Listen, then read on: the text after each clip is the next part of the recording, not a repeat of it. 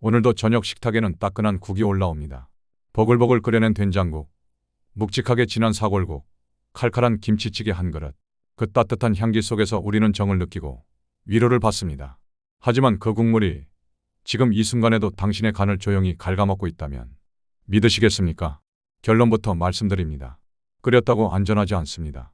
오히려 끓이는 행위 자체가 더 위험한 물질을 만들어내는 경우도 있습니다. 그리고 이 모든 사실은 국물 맛이 좋다는 이유로 너무 오랫동안 무시되어 왔습니다. 그렇다면 도대체 뭐가 문제일까요?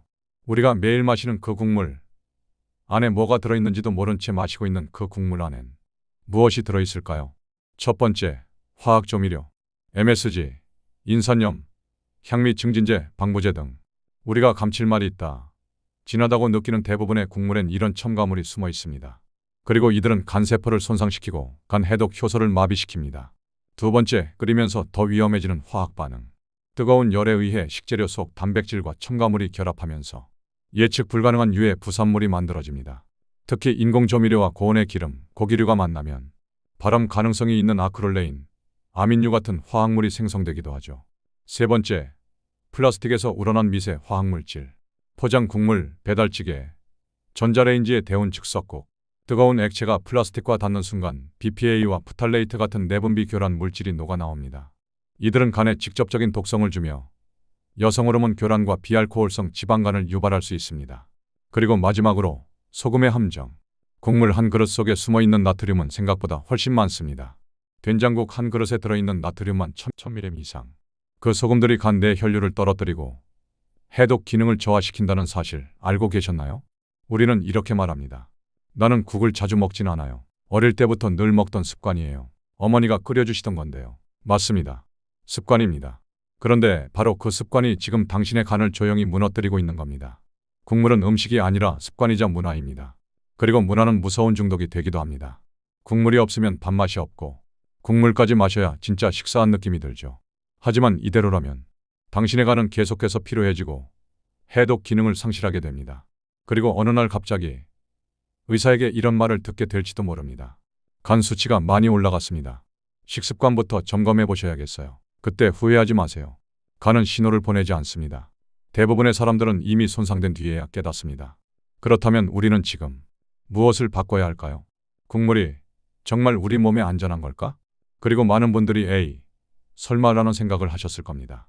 하지만 이제부터는 그 막연한 불안이 아닌 구체적인 데이터와 몸속 반응을 이야기해 보겠습니다. 먼저 간이 어떤 일을 하는 장기인지부터 짚어보겠습니다. 간은 우리 몸의 해독 공장입니다. 하루에도 수천 가지 화학물질과 독성 성분이 들어오고 나가는 출입국 관리소 같은 곳이죠. 문제는 이 간이 지치면 티가 안 난다는 것입니다. 통증도 붓기도 겉으로는 아무런 표시가 없습니다. 간이 손상되기 시작하면 처음엔 단순 피로감, 졸림, 소화불량처럼 애매한 증상으로 나타납니다. 그래서 대부분의 사람들은 그냥 피곤한가 보다 하고 넘깁니다. 하지만 이때 이미 간세포 수십만 개가 기능을 멈추고 있을 수도 있습니다. 그럼 이제 묻겠습니다. 국물 속 유해 성분이 어떻게 간을 공격하는가? 첫 번째, 만성적 염증 유발. MSG나 인산염 같은 화학조미료가 지속적으로 간에 들어가면 간은 이를 해독하기 위해 과도한 효소를 분비합니다. 이게 반복되면 간 조직 내 만성 염증이 생깁니다. 쉽게 말해 간이 쉬지 못하고 과로하는 상태가 되는 거죠. 두 번째, 비알코올성 지방간 유도. 특히 플라스틱에서 나온 비스페놀 A, BPA, 전자레인지 조리로 배출된 프탈레이트, 고지방 플러스 고염분 국물 속의 과도한 포화지방. 이 모든 게 간세포의 지방을 축적시켜 간을 무겁게 만들고 해독 능력을 떨어뜨립니다. 세 번째, 항산화 효소 고갈. 간은 해독할 때 글루타치온이라는 항산화 물질을 사용하는데요. 화학조미료가 지속적으로 들어오면 이 글루타치온이 급격히 소진됩니다. 결과적으로 간은 점점 방어력을 잃게 됩니다. 이쯤 되면 이런 질문이 떠오를 수 있죠.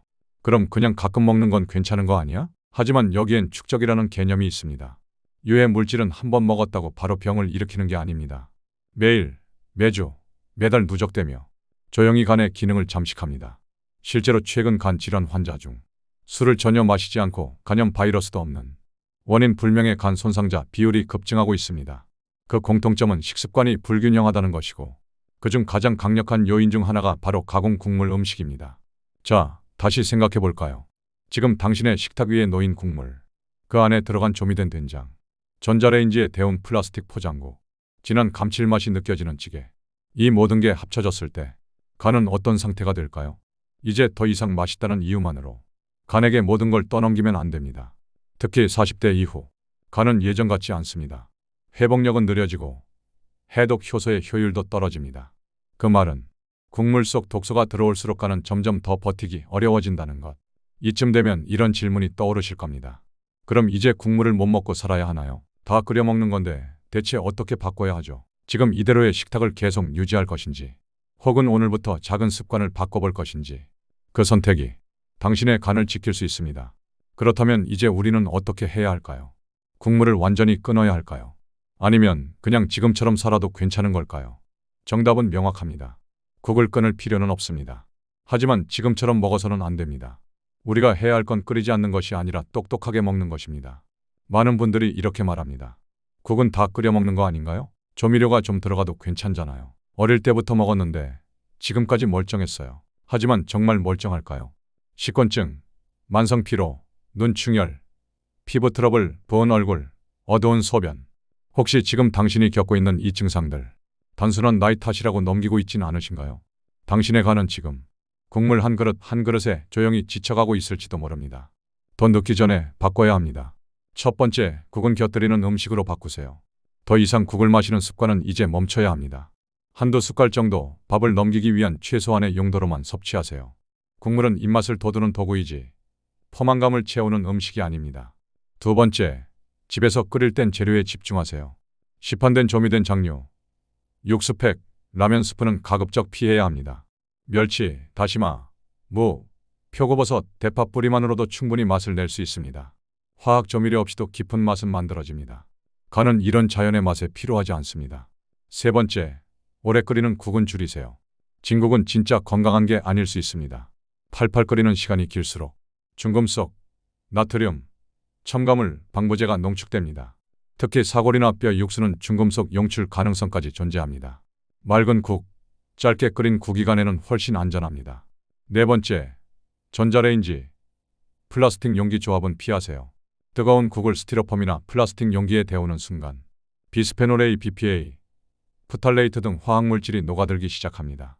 끓여도 데워도 없어지지 않습니다. 이 독성은 고온일수록 활성화됩니다. 따뜻한 국물일수록 간에는 더 위험합니다. 다섯 번째, 간을 도와줄 음식을 식탁에 함께 올리세요. 국물을 완전히 안 먹을 수 없다면 그 국물의 해독을 도와줄 식재료들을 같이 섭취해야 합니다. 브로콜리, 양배추, 무, 강황, 마늘, 생강, 현미, 두부, 검은 콩. 이 재료들은 간의 해독 효소를 활성화시키고 국물 속 해로운 성분으로부터 간을 지켜줍니다. 여섯 번째, 국 없는 날을 정하세요. 일주일에 하루라도 국을 쉬어주세요. 국물 대신 따뜻한 보리차나 물을 마시고 간에게 잠시 숨 쉴 시간을 주세요. 그 하루가 쌓이면 간은 조금씩 회복하기 시작합니다. 마지막으로 꼭 기억하세요. 국물은 정이 아니라 습관입니다. 그리고 그 습관이 지금 당신의 간을 갉아먹고 있습니다. 국자 한 번 덜어내는 것이 당신의 내일을 바꾸는 첫걸음이 될 수 있습니다. 건강은 거창한 결심에서 시작되지 않습니다. 식탁 위, 사소한 선택 하나에서 시작됩니다. 오늘 저녁 식사부터 바꿔보세요. 그 국물 정말 필요한가요? 아니면 그냥 익숙한 중독일 뿐인가요? 당신의 간은 지금도 묻고 있습니다. 그리고 이 영상이 그 질문에 대한 첫 번째 해답이 될 수 있기를 바랍니다.